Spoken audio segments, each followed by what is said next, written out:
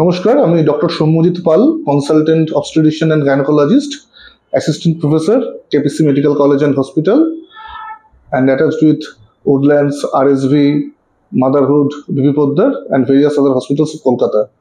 আজকে আমাদের topic of discussion PCOD, polycystic ovarian disease, বা আগে যেটা আমরা বলতাম PCOS. It's the most common metabolic endocrine disorder in female and it affects almost 1 in 10 individuals. It is very common nowadays এবং এটা বিভিন্ন কারণে, যেটা আমরা ডিউ কোর্সে আলোচনা করব, এটা ক্রমবর্ধমান আমাদের সোসাইটিতে। কিন্তু অনেক ট্যাবুজ আছে এই নিয়ে। এখনই ভাবার বা ভয় পাওয়ার কিছু নেই যে পিসিওএস মানেই আমার খুব ক্ষতি হয়ে গেল, আমার এটা বিশাল বাজে ব্যাপার, আমার কোনোদিন বাচ্চা হবে না। সেসব কিছুই না। সঠিক সময় চিকিৎসা এবং ওষুধ এবং জীবনযাপনে কিছু চেঞ্জেস, মানে খাওয়া দাওয়া চেঞ্জ এবং এক্সারসাইজ করলে এই রোগের ট্রিটমেন্ট অবশ্যই সম্ভব।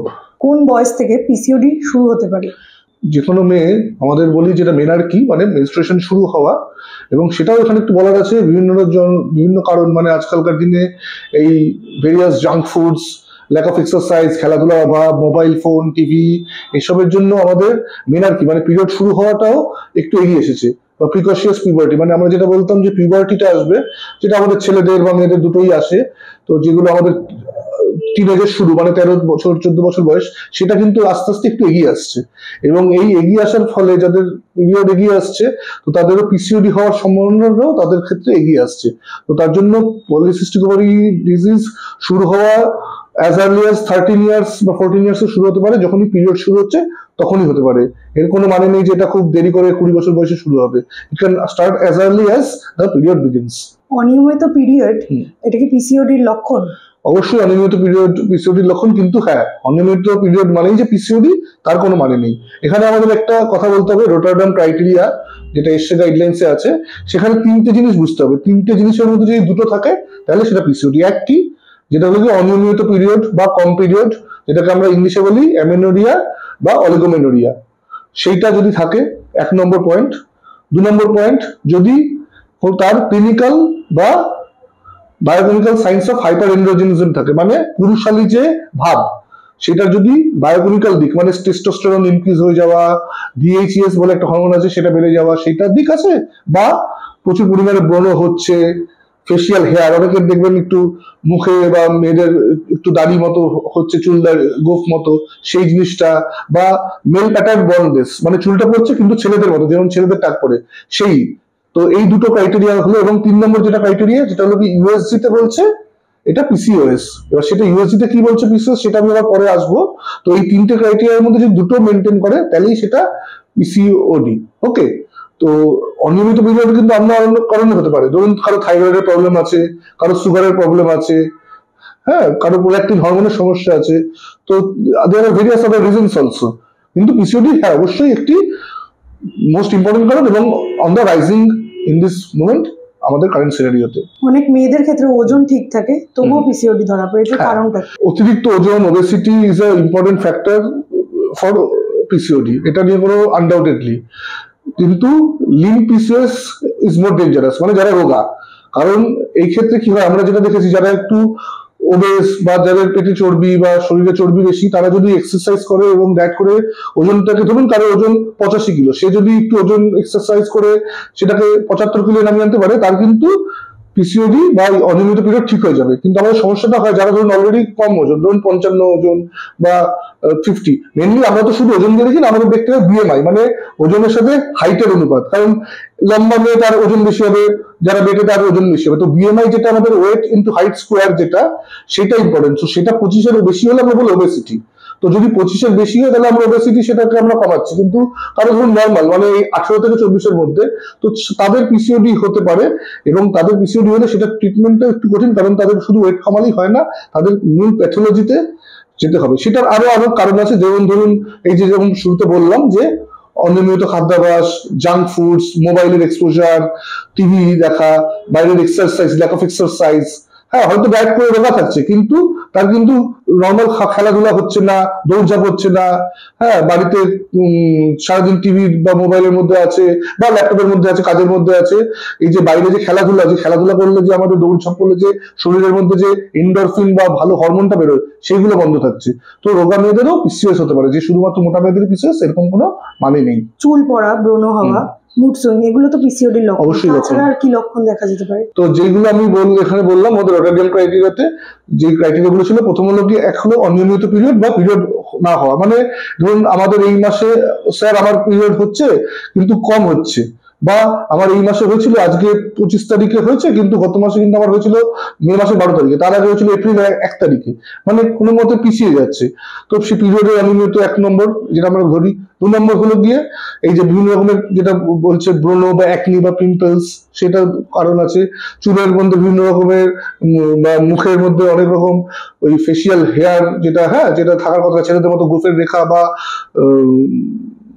যেটা আমাদের দাড়ির মতো সেটা গজানো।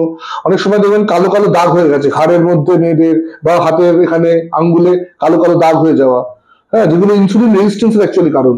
হ্যাঁ এবং অবভিয়াসলি তার সাথে মুড সুইংস তো আছেই। তো এরকম বিভিন্ন রকমের সিমটমসই আমাদের পিসিওডিতে থাকতে পারে, কিন্তু মেইনলি যেটা আমাদের ওই ক্রাইটেরিয়ার মধ্যে পড়ছে কিনা সেটা আমাদের দেখতে হয়, যে রটারডাম ক্রাইটেরিয়া যেটা বললাম আমি উল্লেখ করলাম আগে। পিসিওডি থাকলে কি মা হওয়ার সম্ভাবনা কমে যায়? সম্ভাবনা কমতে পারে, কিন্তু মা হওয়ার সম্ভাবনা নেই এটা কিন্তু একান্ত বাজে থিওরি।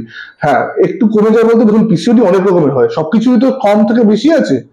কারণ কেউ ধরুন বলে আমি সিগারেট খাই, এবার কেউ যদি সিগারেট খায় ধরুন হয়তো মাসে একটা, সেইটা খাওয়া, আর ধরুন কেউ যদি দিনে 20টা সিগারেট খায়, তা তো সমান না। তো পিসিওডি সেরকম ভাগ আছে, খুব অল্প পিসিওডিও হতে পারে, আবার খুব ডেঞ্জারাস টাইপের পিসিওডিও হতে পারে। তো যাদের অল্প পিসিওডি তাদের ভয় পাওয়ার কিছুই নেই। এবং আজকালকার ইউএসজি মেশিন এত উন্নত হয়েছে, আমরা কিন্তু মাঝে মাঝে পিসিওএস, যেটা আমি পিসিওএস আর পিসিওডির ডিফারেন্স বলবো পরে, আমরা কিন্তু পিসিওডিটাকে বেশি আমরা ডায়াগনোসিস করে ফেলি, ওভার ডায়াগনোসিস বলে যেটাকে। কারণ কি, কারণ ইউএসজি মেশিন এখন ভালো হয়েছে, স্ট্রং হয়েছে, তো তারা ইজিলি ফলিকেল কত বেশি ধরে ফেলছে। তো তাদের মনে হচ্ছে আমাদের সবারই ইউএসজি করলে ধরা পড়ছে যে সব মেয়েদেরই পিসিওএস আছে, কিন্তু অ্যাকচুয়ালি কিন্তু সেটা না। হ্যাঁ পিসিওএস কিন্তু ওই ক্রাইটেরিয়ার মধ্যে পড়ছে, যে ক্রাইটেরিয়াটা আমি আগে বললাম। তো যদি অল্প কিছু হয় বা ইউএসজি তে বললো পিসিওএস কিন্তু আপনার পিরিয়ড নর্মাল, তাহলে ভয় পাওয়ার কিছু নেই, ইটস অ্যাবসলিউটলি নর্মাল।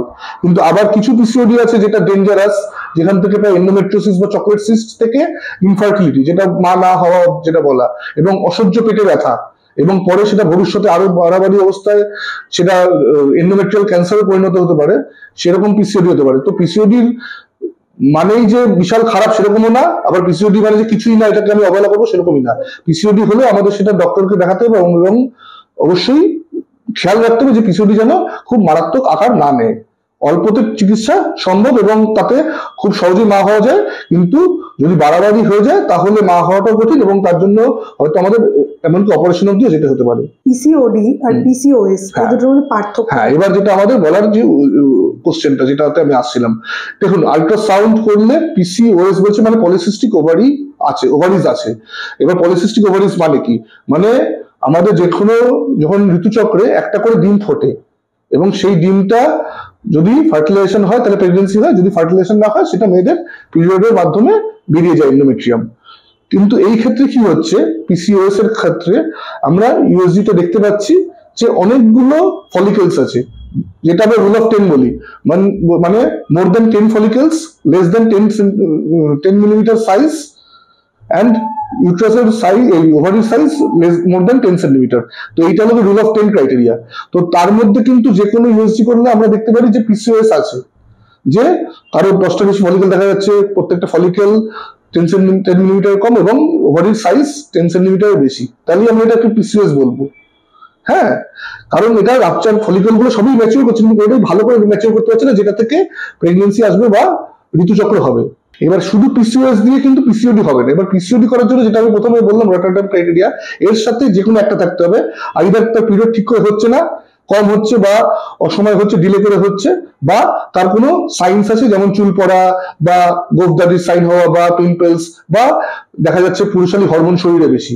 তো ওই তিনটের মধ্যে যে কোনো একটা থাকতে হবে। ধরুন কারো পিসিওএস আছে, মানে ইনভেজিটেবল পিসিওএস আছে কিন্তু তার কোনো পিরিয়ডের সমস্যা নেই বা তার মধ্যে কোনো পুরুষালী লক্ষণ বা পুরুষালী হরমোনও নেই, তাহলে কিন্তু সেটা পিসিওডি হবে না, সেটা শুধু পিসিওএসই থেকে যাবে। সঠিক সময়ে চিকিৎসা না হলে পরবর্তীকালে কি কি ঝুঁকি থাকতে পারে? চিকিৎসা তো অবশ্যই প্রয়োজন, এবং এটার জন্য যেহেতু ফ্যাক্টর একটা obesity is an important factor, তো ওবেসিটি তো শুধু পিসিওএস করছে না, এর সাথে বিভিন্ন রকমের হার্টের রোগ থেকে শুরু করে প্রেশারের রোগ থেকে ডায়াবেটিস সবকিছু ডেকে আনছে।